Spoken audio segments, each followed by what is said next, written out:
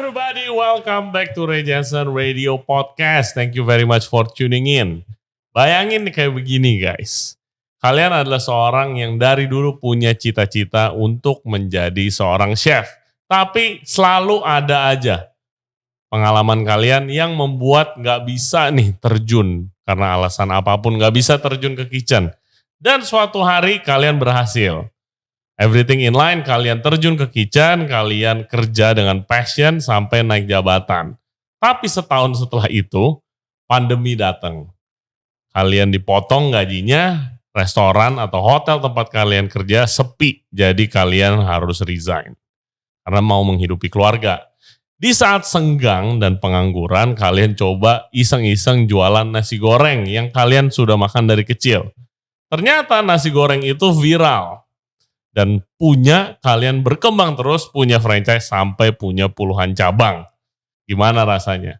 Itu adalah hal yang terjadi sama tamu kita, Bahtiar Sigar, yang biasa dipanggil Tiar Bah di Twitternya. Dia adalah chef dan juga owner dari nasi goreng dendeng lemak Tiar Bah yang viral kemarin.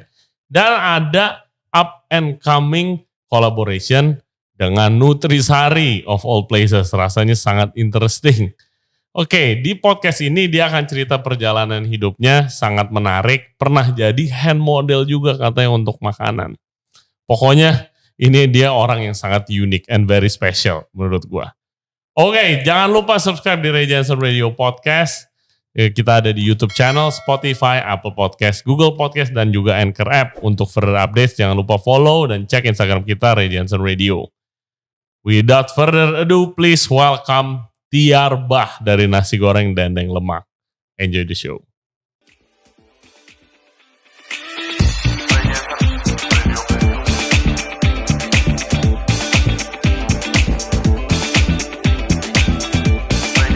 Selama karir lu lah yang seru, pengalaman lu. Nah masalahnya karir gua tuh kan acak-acakan bang. Gua tuh dari musik nih. Iya. Musik apa sih? Kuliah musik gua di Bandung. Tapi spesifiknya tradisional. Traditional music. Traditional music. Contohnya apa? Apapun. Jadi di kampus tuh gua belajar gamelan Bali, gamelan Sunda, gamelan Jawa, capi. Jujur gue baru tahu ada apa jurusan traditional music ya. So cool. Oh jurusannya emang musik. Tapi gua ambil spesialisasinya tradisi. Lebih spesifiknya lagi ke capi. Okay. Yang kayak di Kung Fu Hustle Ring gitu. Iya. Sayang kita nggak ada kecapi di sini. Nah pekerjaan pertama itu kalau gue bahas karir tuh agak susah soalnya pekerjaan pertama berarti yang dapat salary adalah dari musik itu tuh gue di Bali sebagai instruktur angklung. Kapan nih? Itu 2014 kayaknya. Gila ya. Sorry, lu umur berapa sih? Gue 30-an. Berapa? Ini tahun berapa ya? 2022. Ini 2022 Pak. 13 Februari nanti gue ulang tahun ke 32 berarti. Oke, ya kita basically seumuran. Lu lebih tua setahun dari gue. Oke, siap. Iya. Terus abis itu ya karir lu, pekerjaan pertama music. Terus lu jadi copywriter pernah. Nah pulang dari Bali gue balik ke Bandung buat copywriter. Di digital agency. Kenapa traditional music tidak begitu menjanjikan kah? Simple cerita gue sakit hati dengan itu gitu. Oke. Udah lama berjuang, idealisnya udah kenceng gitu ya. Ternyata mentok di posisi bahwa kayaknya nggak begitu banyak orang juga yang peduli gitu yang apa yang gue usahain gitu ya. Kasian. Jadi gue tuh bang dari main kecapi, main gamelan, grup gamelan gue udah sempat ke Amsterdam tapi gue nggak ikut. Udah level yang sangat cinta banget. Terakhir tuh kayaknya karir musik gue di Keroncong. Main di GBK tuh Senayan ya? Iya. Di Senayan eventnya Keroncong apa gitu tahunan lah. Mewakili anak mudanya. Apa gitu. Lu nyanyi atau lu ngapain? Gue main, namanya gue lupa ya, Cuk kali. Gitar kecilnya itu. Oke. Anyway, lu jadi copywriter. Lu sakit hati. Sakit hati akhirnya, yaudah musik kita tinggalin dulu gitu ya. Gue copywriter, di tengah copywriter gue nulis tuh, sering nulis untuk artikel Belitung akan menjadi 10 destinasi Bali baru. Oke. Rajin banget gue nulis itu ya. Akhirnya nulis gak sengaja itu gue ketemu pacar yang orang Belitung yang gue jadi istri sekarang tuh. Oke. Terus? Dari sana kayaknya lebih jadi ketahuan kan patternnya. Musik enggak, copywriter juga kalau gue akhirnya jadian sama pacar ini tuh pasti bakal move ke Belitung kan. Kayaknya Belitung gak cocok untuk copywriter. Akhirnya gue cari Belitung hospitality. Gue pikir lo orang Belitung asli. Enggak. Gue orang Tasik sebenarnya. Oke. Terus lu move ke Belitung. Abis nikah. Kenapa bisa end up lu kerja di kitchen? Nah pas gue ngetik itu tuh, pas jadi copywriter gue ngelihat peluang sangat gede banget di Belitung. Kebetulan pacar gue orang Belitung gitu kan. Saat itu gue ngelihat peluang kayaknya kalau gue banting ke hospitality bakalan lebih cocok. Dan background sebelumnya juga gue sebelum masuk musik tuh pengen masuknya ke STP malah. Oke. Tapi karena dari daerah dulu banyak informasi yang skip, gak bisa masuk. Nah dari sana gue ambil kayak vokasi gitu ya, kursus kali. Satu tahun hospitality. Masak di kitchen ya. Enggak, jurusannya perhotelan. Semuanya berarti. Semuanya. Ya baru gue ambil kitchen karena basic kan si nyokap juga ada cateringnya. Gue udah masak dari kecil lah. Dari SD udah masak. Akhirnya kayak yang cita-cita yang dulu tuh akhirnya diwujudin karena waktu itu lah. Oke. Jadi chef gitu. Menjadi chef profesional cita-citanya. Oke. Nah terus bisa sampai usahakan kita pernah IG live session nih. Sebelumnya. Kita lu udah cerita lah sedikit banyak sampai ini. Nah lu di kitchen itu berapa lama? Terus kenapa lu berhenti kerja dan untuk mulai ini? Iya. 2015 kayaknya gue baru masuk ke industri ini ya. Gila belum lama banget men. Belum lama banget. Sampai sekarang berarti 5 tahun ya, kepotong pandemi itu. Iya. Sekitar kurang lebih 6 lu tahun gak hitung pandemi. Kalau gak hitung pandemi gak ada ini. Dia karir di dapur berarti beberapa tahun itu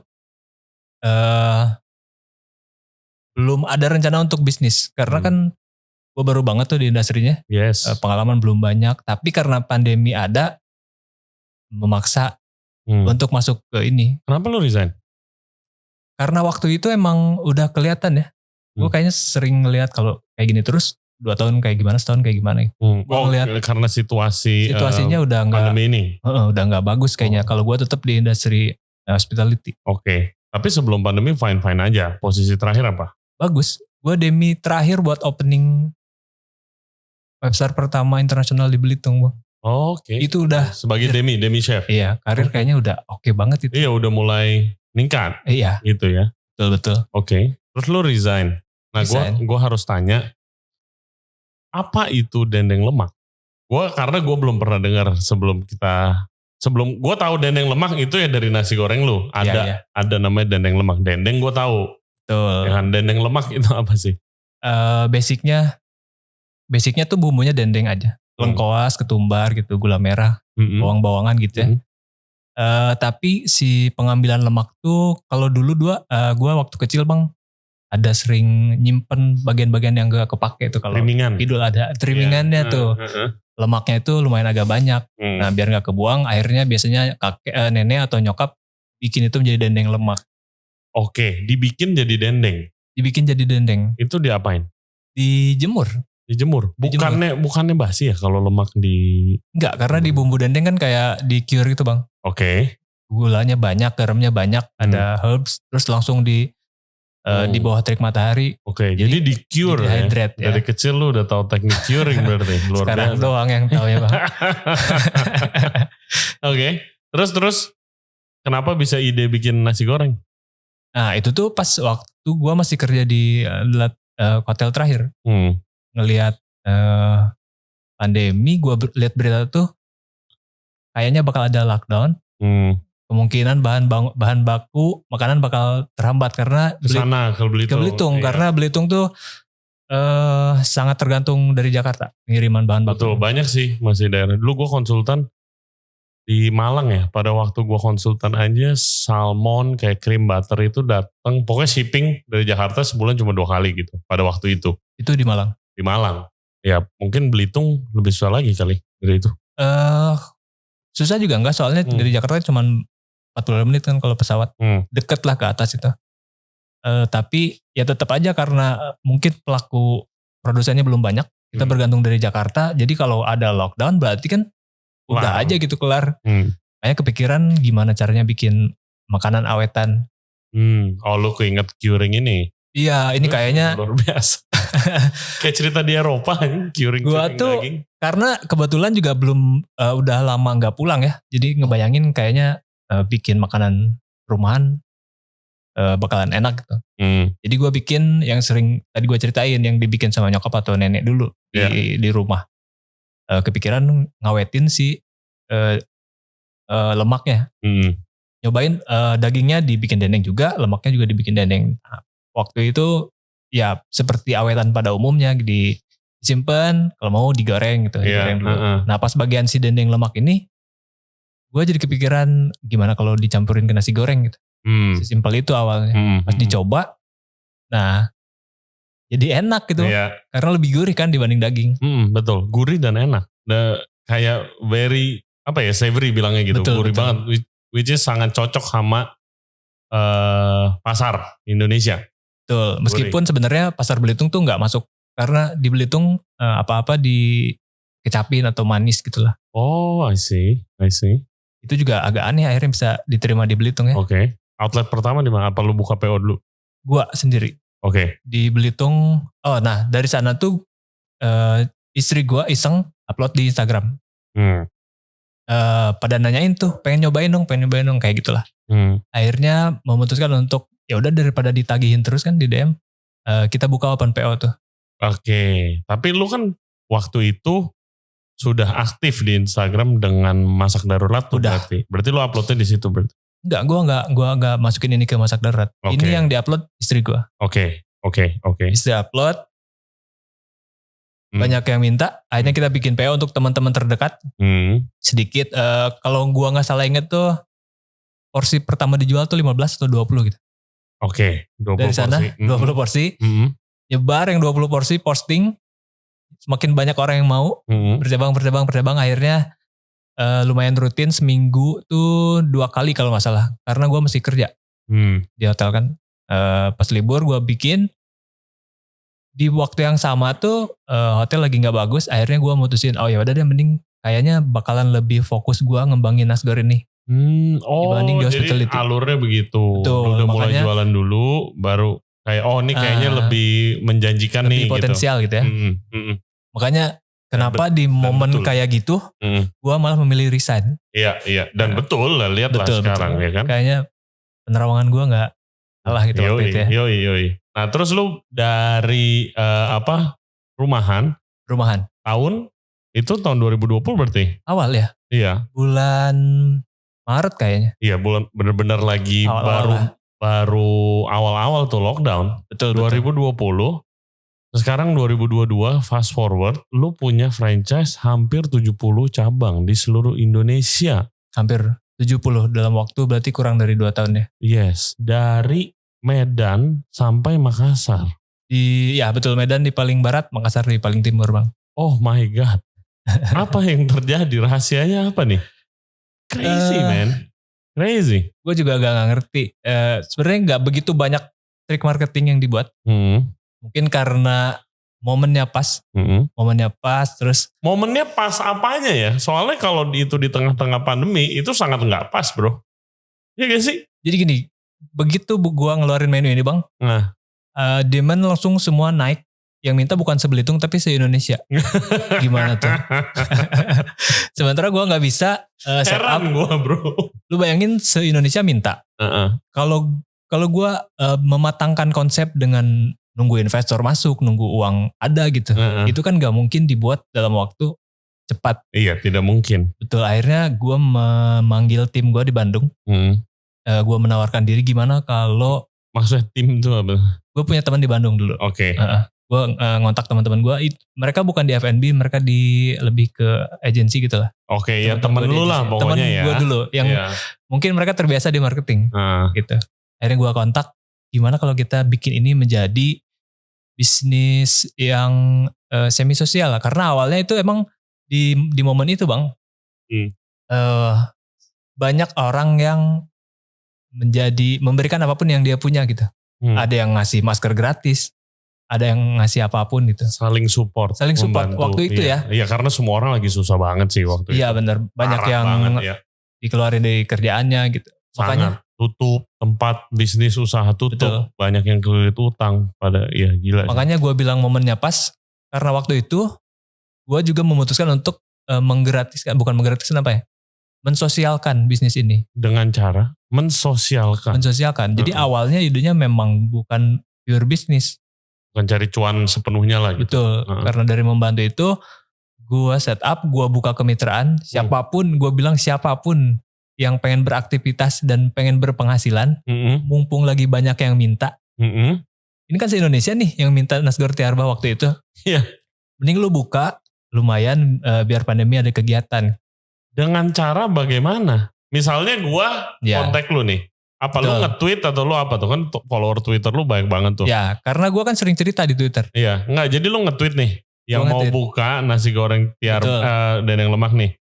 Nasgor Tiarba. Iya, Nasgor Tiarba. Iya. Terus gue salah satu follower lu, gue DM. Betul. Bang, gue mau buka bang. Gue habis dipecat nih. Iya. Gitu. Gak ada, gue pengen berpenghasilan. Step keduanya apa?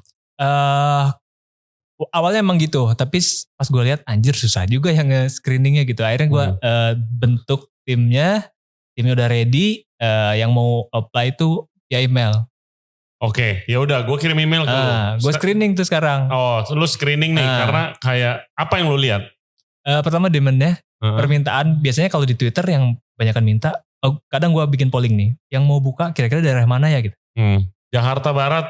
Langsung cari daerah Jakarta Barat yang ngirim email itu. Oke, terus ya misalnya gue nih, katanya gue jadi franchisee bilangnya kan. Iya. Gitu.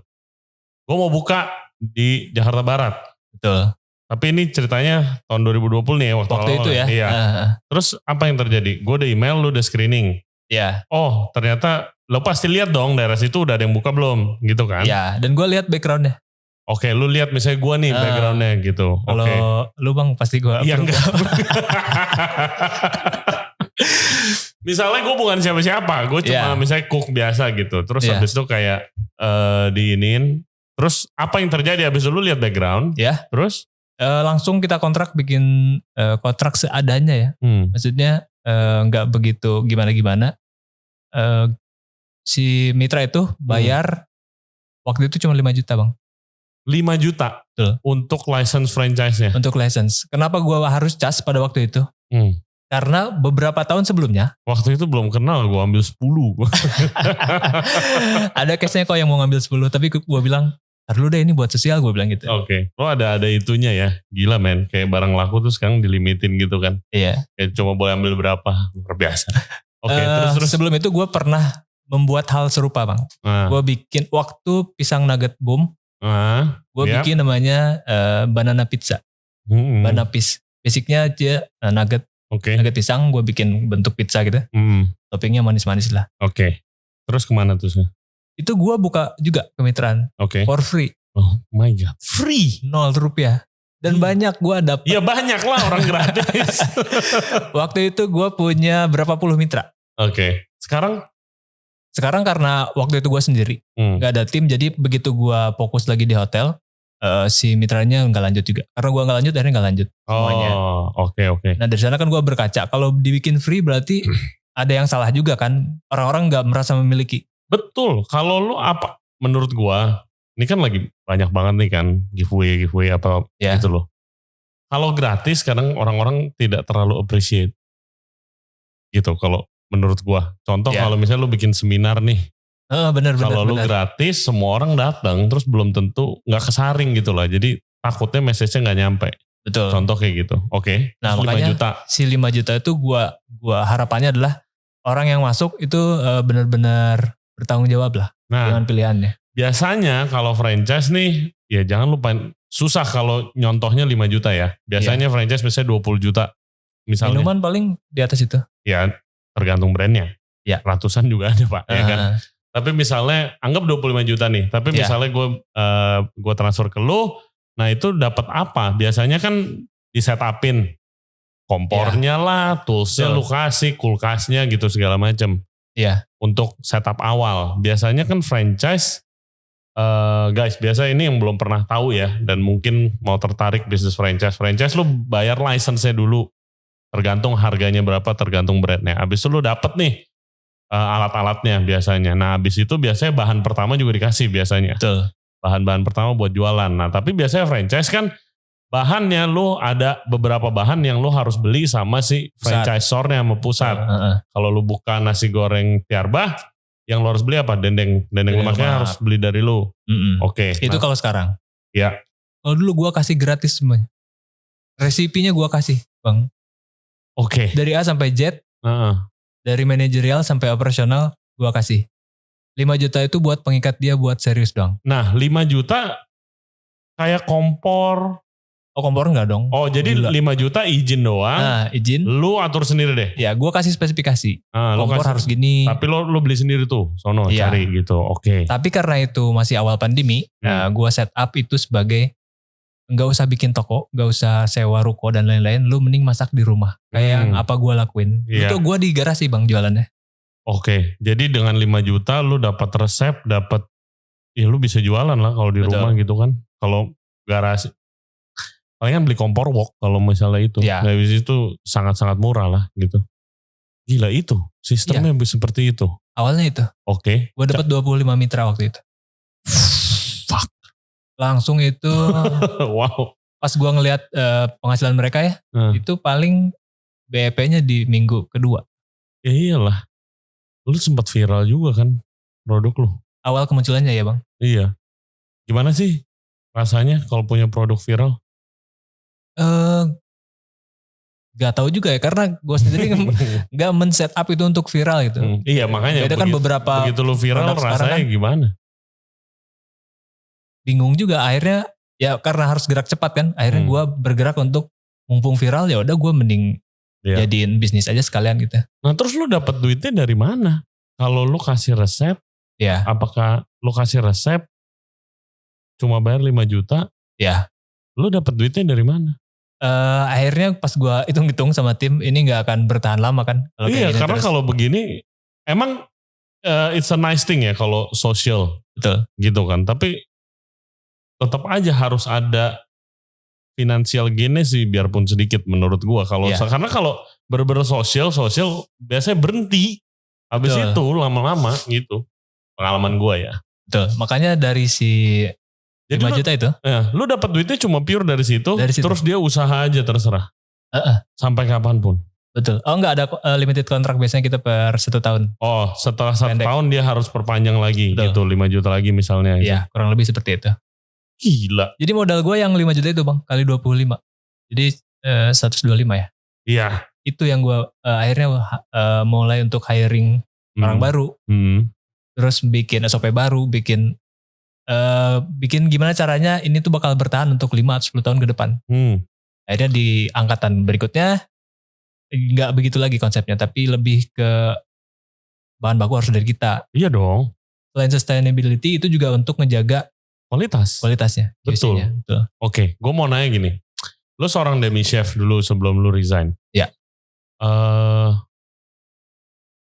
Waktu lu mau bikin sistem SOP-nya gitu segala macam, apakah lu diskusi sama orang-orang yang lebih senior lagi, apa lu bikin aja sendiri? Enggak sih kayaknya. Apa lu udah ngerti aja gitu manage? Enggak. Itu gue masih meraba-raba semuanya bang. Oke. Gue dan tim gue juga kan dia di marketing. Belum pernah handle F&B sebelumnya. Jadi kita semuanya meraba-raba. Meraba-raba benar-benar kerja 24 jam kurang lebih gitu ya. Setelahnya. Jadi sampai ketemu benar-benar yang kayaknya ini lebih pas gitu. Kayaknya kita jalan. Waktu lu dengan franchise 5 juta terus abis itu sebagai orang yang franchisee-nya itu terserah selama 1 tahun. Pokoknya jualan, resep dapat apa segala macam. Apakah produk quality controlnya bagaimana kah itu? Itu lumayan PR waktu itu. Sangat lah. Soalnya ya again gak bisa quality control. Karena yang bikin kan beda tangan beda. Apalagi ngomongin curing ya. Gitu. Udah riskan juga kan pengawetan ini. Betul. Akhirnya kita selalu mencari cara gimana biar kualitinya sama. Mulai dari dulu tuh kita harus ada Zoom meeting gitu. Harus ngikut 3 pertemuan ngebahas operasional, manajerial dan lain-lain, marketingnya. Habis itu sebelum mereka berjualan, mereka harus ngirim video proses masaknya. Oke. kita kan orang dapur bisa ngeliat tuh. Bisa dong. Oh ya ini kan? kayaknya, kayak bener. oh ini udah bener gitu. Bisa lanjut. Abis videonya gue minta fotonya. Jadi dari looks kayak gini gue bisa lihat, oh kayaknya ini udah oke jualan. Approve, lu udah boleh jualan. Oke. Dan habis itu 25 tuh jalan berapa lama? Lama itu. Karena lagi boom-boomnya kan. Beberapa bulan sehabis itu malah kita buka kemitraan baru karena permintaan masih tinggi kan. Yes. Nah itu yang bayar. Yang Bayar. ngambil produknya dari lu. Betul. Oke. Karena banyak isu katanya produknya, selain itu juga kita punya teman-teman nih. Misalkan ada buka di mana, teman gua ada di sana, kita suruh untuk nyicip produknya. Oke. Studi gas gitu lah. Nah dari sana si angkatan kedua tuh bahan baku harus dari kita. Iya dong, benar. Crazy. Dan terus begitu sampai sekarang hampir 70 cabang. Betul, nambah 23, terus terakhir nambah 30. My God, gila. Akhir tahun kemarin. Luar biasa men. Gila, gue belum pernah denger cerita kayak lu. Sumpah sih. Ya, lu tahu dong banyak orang-orang yang sudah di dapur bertahun-tahun tapi belum make it gitu kan. Crazy man. Ya there's no, sebenarnya gue gak pengen bilang lu laki sih, karena lu pasti kerja keras juga dan banyak. Ya mungkin ada lakinya juga. Iya tapi luck itu biasanya residue of hard work biasanya gitu kan. The harder you work, the luckier you get. Iya. Dan ini kan efek ini itu ada hubungannya juga menurut gue ya sama Twitter lu dan juga masak darurat lu. Betul. Ya kan yang nanti akan kita omongin. Tapi sebelumnya guys, jadi begini. Tiarbah itu selama ini masih di Belitung doang. Nah makanya gue selalu nanya, lu punya 70 cabang? Karena waktu gue nanya tadi langsung dijawab, iya paling barat di Medan, paling timur di Makassar. Anjing gila keren banget jawabannya. Tapi gue nanya gimana lagi pandemi lu nyobain? Dia bilang belum pernah sama sekali kecuali yang di Belitung. Iya. Yes, dan ini dia kan pertama kali coba nasi goreng Tiarbah di luar Belitung. Nasi goreng Tiarbah bikinan orang lainnya. Yes. Coba mungkin buat kalau ada yang belum pernah denger nih, low chances ya, tapi ada produk apa aja di nasi goreng Tiarbah? Awalnya gue cuma jualan satu menu bang. Selama 6 bulan atau 8 bulan. Nasi goreng dendeng lemak doang. Itu yang bikin orang nunggu beberapa minggu. Jalan-jalan, akhirnya beberapa ada masukan pengen yang gak pakai lemak, pengen yang rempahnya doang gitu. Terus kita nambah, sekarang jadi ada 7 menu. Oke, ada 7 menu. Yang ini lemak, lemak kita lebarin jadi lemak pete, ada lemak sate dan lain-lain. Ada varian ayamnya buat yang gak suka lemak. Sama ada nasi goreng tapi baso. Nasi goreng tapi baso. Nasi goreng tapi baso. Betul. Apa itu artinya? Semangkok nasi goreng tapi sensasinya kayak kita lagi makan semangkok baso. Jadi semua topping baso tuh ada di situ. Ada toge, ada sawi, ada baso, ada seledri. Oke. Nah, ini kita di depan. Untuk pertama kalinya. Biasa kan gue yang nyobain, tapi ini yang punya bisnis saya belum pernah nyobain. Oke. Siap, silakan Pak. Sama-sama ya. Ya, jadi ini nasi goreng original gitu kan? Ini nasi goreng, gue ada tulisannya nih. Ya. Dendeng lemak, ini rempah ayam. Oke. Oh ya, 2 rempah ayam dan 2 dendeng lemak. Oke. Ya kalau ini sih gue udah pesan beberapa kali actually. Kalau yang dendeng lemak, it's really nice. Oke. Gue penasaran sama baunya dulu nih.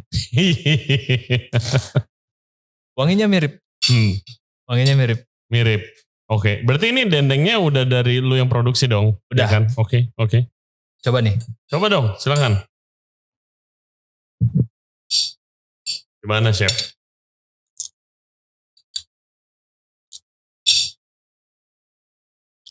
Apa yang lu cari?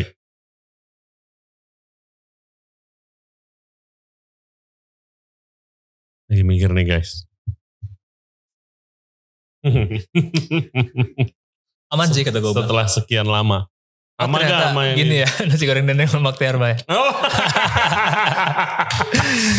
Soalnya kalau gue yang bikin kan, kalau kita masak nih, kita yang bikin kan kadang males makan. Iya. Bikinan sendiri, akhirnya gue bisa ngerasain nasi goreng Tiarbah bikin orang lain. Enak ini. Kalau masak yang buat jualan, lama-lama kayak udah enak banget. Mau gitu seenak apapun ya, model restoran fine dining sampai pinggir jalan, kalau yang masak dan lu jualan lama-lama bosen sih. Pasti ujungnya lu beli mie instan kan? Mie instan dan biasa gue kalau di restoran dulu dadar telur. Yang paling simple, sesimpel mungkin. Dadar telur kalau nggak beli Indomie again. Makanya tipes mulu orang-orang dapur. Enak ini enak. Enak ya. Oke, ini dari cabang mana by the way? Lu beli? Ini paling dekat dari studio ini di Jakarta Barat. Oke, ya akhirnya udah buka guys Jakarta Barat. Baru. Yes. Greenfield kalau nggak salah. Are you surprised with your success? Harusnya enggak ya. Gitu dong. Maksudnya, yes. Gue ngelihat apa yang dilakuin pasti harus kurang lebih bakal seperti apa gitu. Boleh jabarkan nggak itu? Awalnya memang bukan 70 ya, gue ngiranya ini bakal jadi ratusan outletnya. Kita rencananya ada 1945 titik. Iya, sabar Pak. Se-Indonesia, waktu itu ya. Sabar gue rasa Pak. Pas gue lihat, anjir 25 aja udah puyeng gitu ya, apalagi 1000. Akhirnya kita hold, itu waktu yang daftar. Angka tunggu sebelum lu jelasin. Angka itu 1945 titik. Ya karena biar Indonesia banget. Mantap. Dari sosial 1945. Oke, lanjut. Iya, apa tadi ya lupa gue. Ya waktu masih 25 itu lu bilang. Iya. Waktu awal-awal. Enggak akan segede itu. Yang waktu awal pendaftar itu akhirnya kita sekarang punya 70. Itu yang daftar ada 1000 berapa gitu. Screeningnya lumayan. Iya. Biar enggak, mungkin kalau kita terima pada waktu itu banyak, udah makin banyak titik, tapi gue nggak yakin untuk kualitasnya. Iya, again, gue rasa F&B tuh nggak bisa secepat itu juga growth-nya sih sebenarnya. Ini udah cepetnya sih gila banget loh. Keterlaluan ya? By the way, bukan keterlaluan bagusnya, luar biasa maksud gue. Tapi again, F&B itu kan konsistensi kan. Betul. Konsistensi dan innovation. Kalau nggak ada dua itu, you die. Sama adaptasi ya? Iya, basically gitu. Dan harus konsisten dan keluar inovasi baru apa gitu. Kalau lu cepet ya ngontrolnya bagaimana gitu kan. Nah sekarang apakah lu udah ada whole operation system di kota-kota besar di Indo untuk quality controlnya? Sejauh ini belum. Jadi quality control kita masih sebatas yaitu ada mystery gas atau propal foam. Okay. Kita lihat itu dari video sama fotonya. Kan. Terus based on komplain biasanya. As long as gak ada komplain berarti produk itu bagus. Di sosmed. Oke. Begitu ada komplain berarti kita langsung follow up ke mitra yang bersangkutan. Paling deket sih itu kayaknya. Belum tentu bro. Bisa jadi ya. Lucunya ini ya. Follower gue tuh agak baik juga orangnya. Kalau bagus dia posting di feed. Kalau jelek dia DM ke gue. Oh itu bagus banget. Ya kan? Support banget kan? Iya itu support. Oh customer gue dulu produk bagus ya udah Instastory kalau komplain. Kebalik malah ya. Dari sana tetap akhirnya lumayan gak kontrol sih kualitasnya. Ya, gue dulu diajarin sama chef gue, customer vote with their feet. Dia bilang bukan their mouth. Nggak semua customer bakal komplain. Yang komplain itu yang baik justru. Oke. Komplainnya tapi ke lu ya dengan cara yang benar, bukan gembar-gembor di TikTok dan sosmed nih ya. Tapi yang majority customer kalau nggak doyan ya udah dia nggak jalan ke situ lagi. Itu juga bahaya sih. Sangat bahaya tiba-tiba low aja salesnya kan kalau gitu kan. Terus day to day lu sekarang gimana? Karena punya beberapa aktivitas, gue split waktunya. Kadang sebagai tukang nasgor, beneran gue turun ke outlet di Belitung. Gue ada warung kecil. Terus beberapa hari gue kontrol manajerial. Gue meeting sama tim, sama mitra dan lain-lain. Di Belitung ada berapa outlet by the way? Gue doang. Satu doang. Satu aja? Okay. Yang gue pegang ya. Terus sisanya kadang gue colongan bikin konten. Buat masak darurat itu? Masak darurat, sekarang ada masak institut. Sama buat tiar bahannya sendiri juga. Oke. Nah, mau mulai dari mana dulu nih? Masak darurat dulu boleh, atau mana boleh. dulu? Masak darurat tuh sebenarnya hashtag yang gue bikin tahun 2000 berapa ya. Awal-awal gue main inilah sosmed. Itu waktu gue masih ngekos. Oke. Jadi keresahannya adalah, keresahan. Kayak stand up komedi aja. Keresahannya adalah kita anak kos. Semua terbatas tapi pengen bikin makanan yang enak aja kita. Oke. Basically tuh. Waktu itu emang agak aneh konsep videonya karena beberapa video masak yang ada itu selalu well prepare, bahannya bagus gitu, alatnya bagus gitu. Nah begitu Masak Darurat muncul, akhirnya dapat tempat langsung di masyarakat, terutama anak kos, makanya langsung gede, namanya Bang langsung gede, akhirnya original lah itu kontennya. sejauh ini iya, di luar juga, bahkan malah seudah itu keluar, di luar ada. Iya pasti, kurang lebih. Pastilah. Kan ini juga udah di copy waktu itu nasi goreng. Tapi ini beneran di luar negeri. Untuk brand gede itu akhirnya udah bikin pakai Strika, pakai Magicom gitu. Iya Pak. Apapun, karena everything menurut gue yang original jarang, mayoritas kalau lihat yang suksesnya diikutin ya. Iya, kemarin kan kita podcast juga gara-gara nasi goreng ada yang ngopi blak-blakannya gak? Yang itu ya. Itu Masak Darurat, sekarang lagi off karena gue kebanyakan ngurus Nasgor. Dan gue juga kayaknya udah gak ngekos lagi, jadi keresahannya udah mulai kayak abongan bergeser nih. Sekarang resahnya mikirin susu anak kayak gitu. Terus itu jalan udah berapa lama berarti? Lumayan lama tuh, 2000 berapa belas ya, 15 kayaknya startnya. Oke. Sampai 2020-an lah. Sampai tadi lu cerita lu jadi sering jadi hand model katanya. Betul. Ya, kasih lihat dulu dong tangan lu guys. Tangan lu dong. Jadi ini adalah tangan-tangan yang sering muncul di Masak Darurat. Di Masak Darurat gue gak pernah muncul, Pak. Hampir jarang muncul mukanya. Cuma jadi tangan lu doang. Tangannya doang yang orang kenal. Nah, tangan lu udah masuk TV mana aja tangan lu. Udah ke mana-mana kayaknya. Kayak iklan pernah dong. Gue pernah sekali dulu buat iklan. Iya. Tapi tangan doang. Gitu. Tangan doang iya. Ngaduk apa. Tangan gitu. ini pernah masuk di season Ramadan masak apa gitu. Di TV nasional tuh. Kayaknya lihat ini langsung batal yang lihat. Emangnya plus apa tangan lu? Gak ada. Karena waktu itu kan ada plus poinnya dong. Kalau lu udah jadi go to guy hand model gitu. Iya kan? Hand model ini buat eksotis, F&B. Eksotis karena diam di laut kan. Di pantai. Eksotis dan banyak bulunya, ada uratnya. Jadi ternyata ada marketnya loh. Gila sih. Ada aja kali ya? Iya. Hand model buat F&B. Gila Pak. Itu Masak Darurat.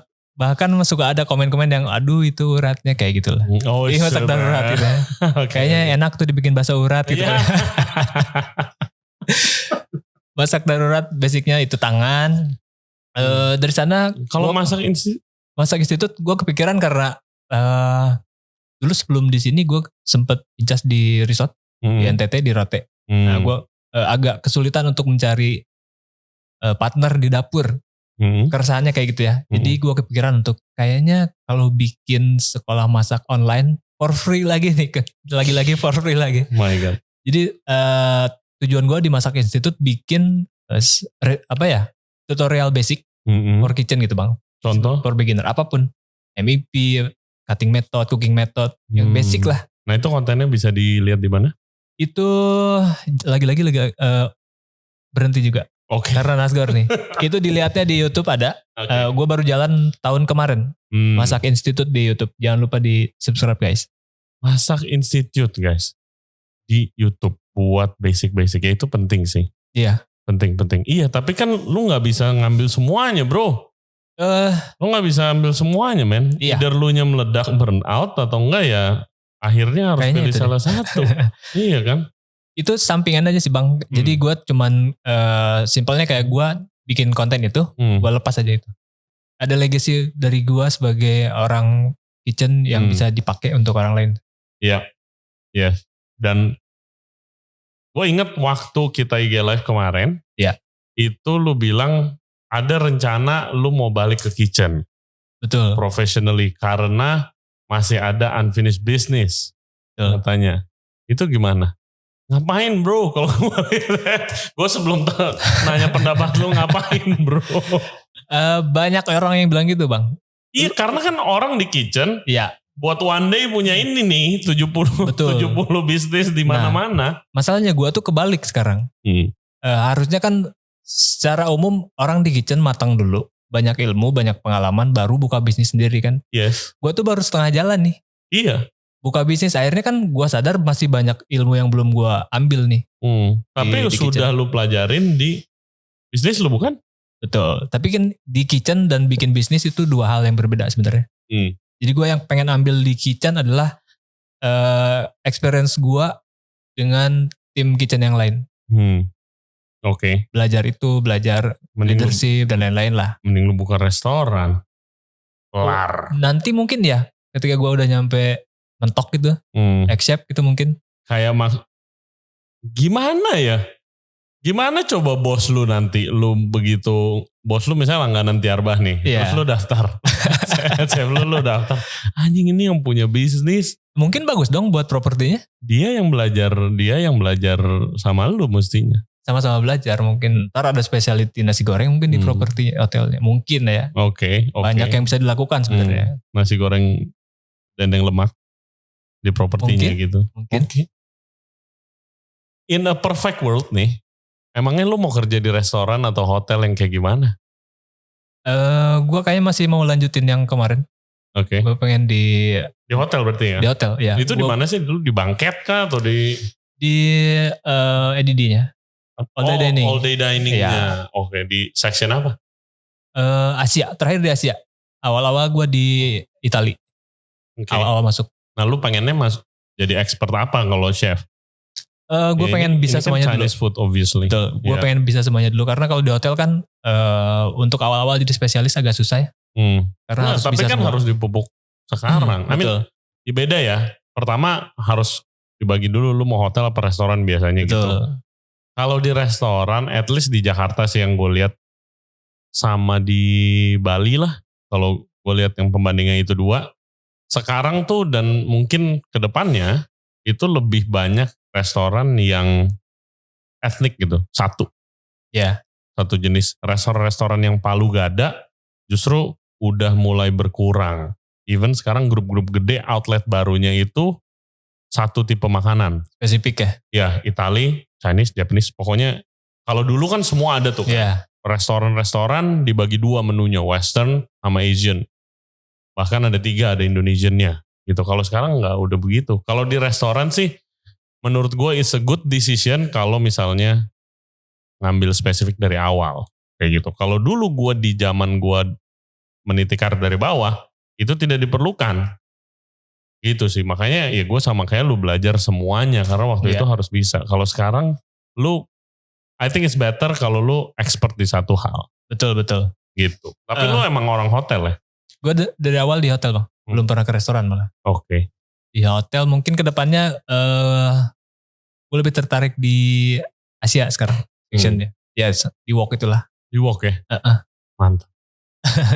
Crazy. Ini gue bikin nasgor juga sekarang daily ya. Jualan bukan karena apa. Itu karena sambil nambah jam terbang gue juga. Di Wok.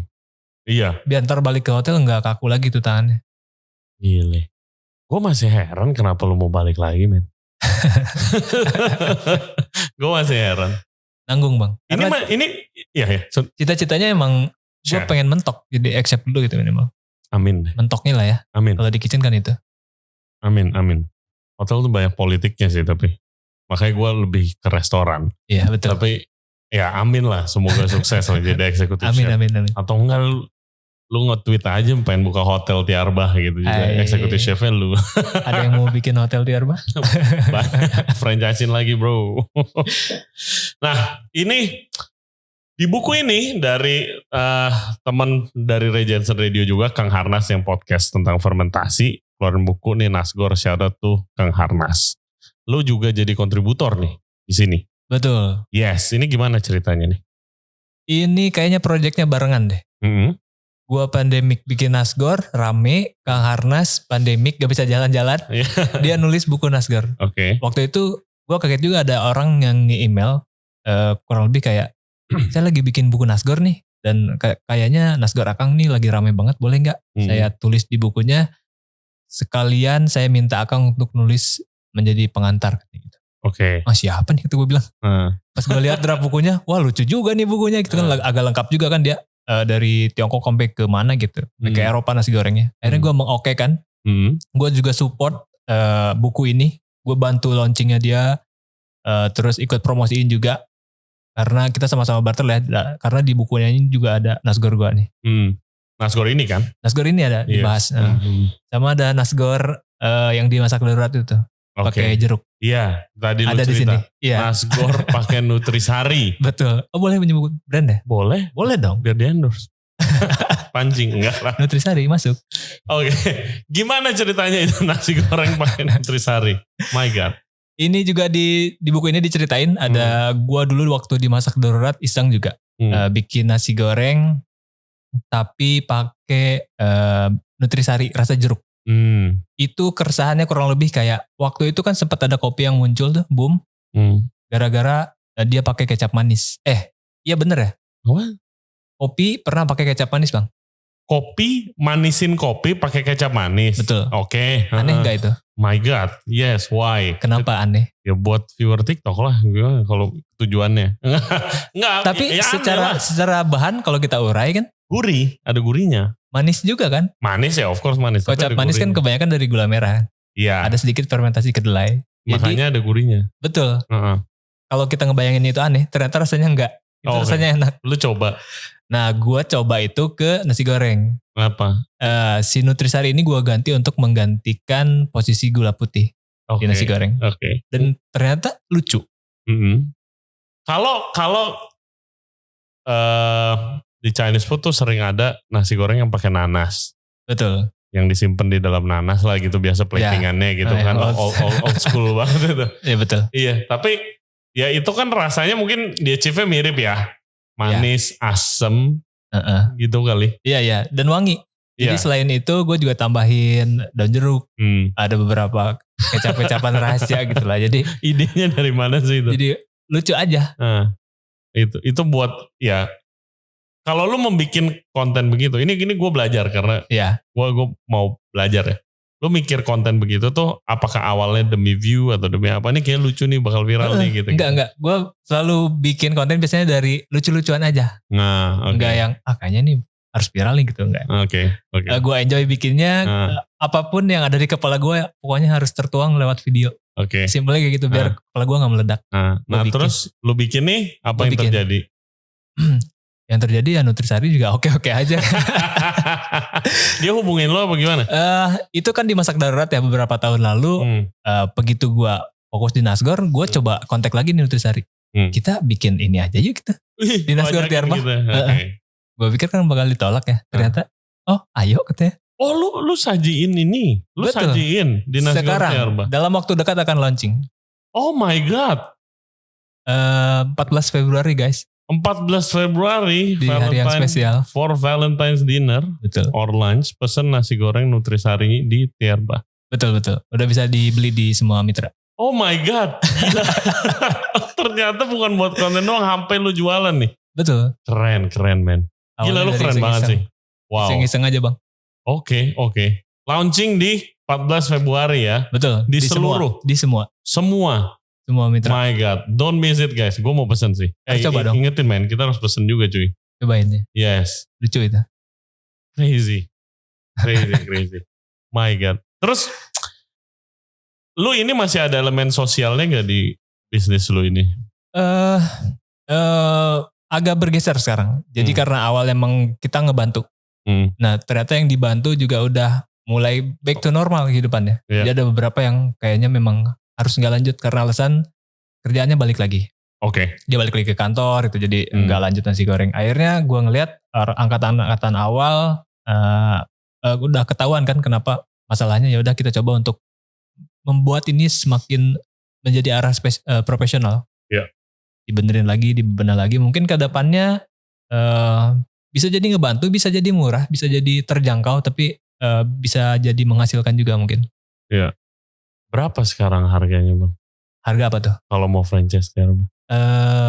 Masih murah kok. Start dari 10 gitu. Lupa gue. Oke. Itu udah dapat kompor sekarang. Dapat kompor, dapat wok, dapat beberapa peralatan baru, apron dan lain-lain lah. Lebih bagus sekarang. Apa kita ngetes aja nih guys? Ini mah gue yang harus ini dong. Tapi lu sekarang lebih apa? Dijagain lah ya operationnya gitu kan. Betul, ketat banget sekarang. Oke. Ya as it should be.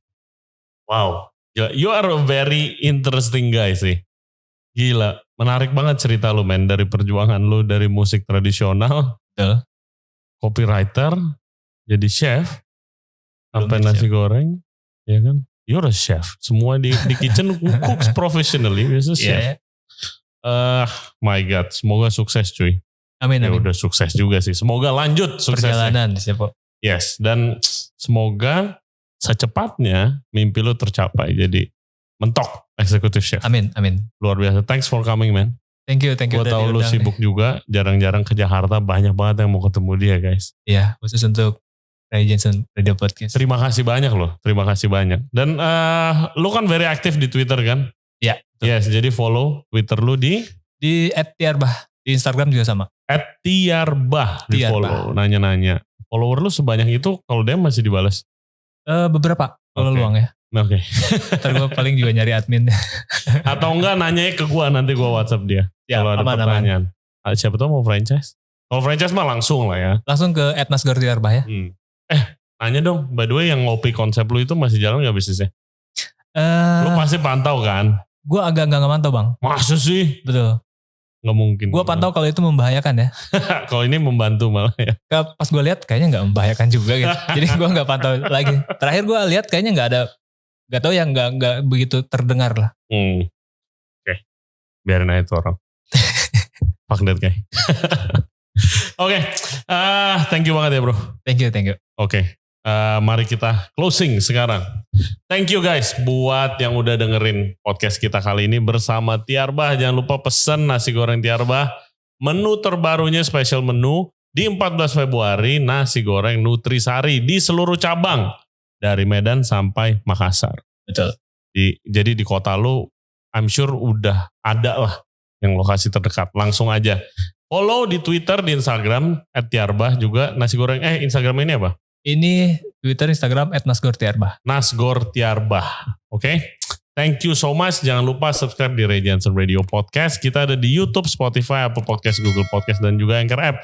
Follow Instagram kita di Ray Jensen Radio untuk further updates. Thank you very much for listening. Stay safe, stay healthy. We'll see you next time. Bye-bye. Thank you. Oke. Thank you banget bro.